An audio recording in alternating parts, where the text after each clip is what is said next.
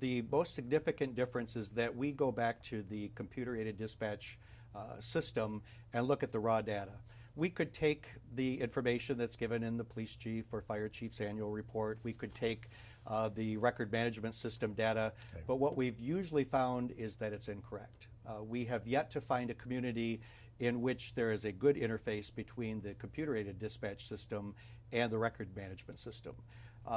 In some cases, it can be significantly different. In one case, it didn't record certain times, and it looked like they had great response times, when in fact, they had fairly dismal response times.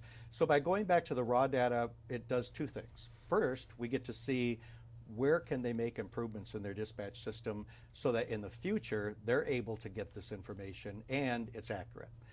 Secondly, it then paints a picture for us of what is truly occurring in the community today, where can improvements be made, how do they compare to national standards, national performance measures, neighboring communities, and so we get a high degree of accuracy that we're confident in, and that we're able to then produce a workload analysis. Very few communities look at workload when they're deploying their resources. Normally, chiefs report in that they had 10% more crime or 10% more calls for service. The problem is a lot of times a community can handle 10% more calls for service because it didn't require any more time cumulatively. And so by going back and saying, how much time did officers actually spend on calls or actually spend on fires, we're able to calculate what is truly needed to deploy in the community to meet those needs. Now, sometimes communities run out of officers, run out of firefighters, and what happens then is complaints sit in a queue and don't get answered.